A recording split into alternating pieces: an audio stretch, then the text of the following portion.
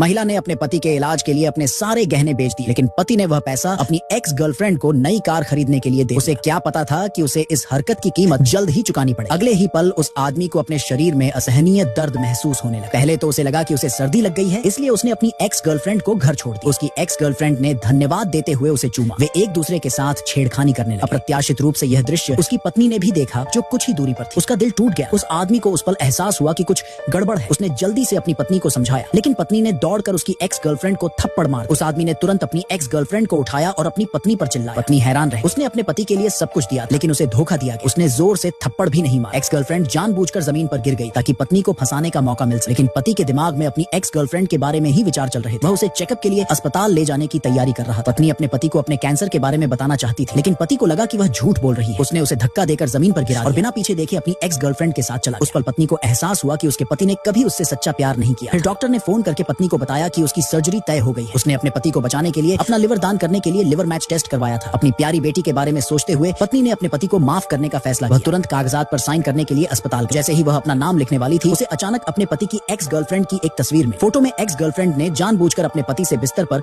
उस पर मरहम लगाने के लिए कहा था। फिर उसने फोटो खींची और पत्नी को भेज दी। पत्नी इसे और बर्दाश्त नहीं कर सकी। वह अपने पति को खोजने के लिए खड़ी हुई, स्पष्टीकरण पाने के लिए दृढ़। उस समय पति को अपने शरीर में हल्का दर्द महसूस हो रहा था। एक्स गर्लफ्रेंड उसे धीरे से दिलासा दे रही। पति ने उसे बताया कि उसने अपनी पत्नी से कभी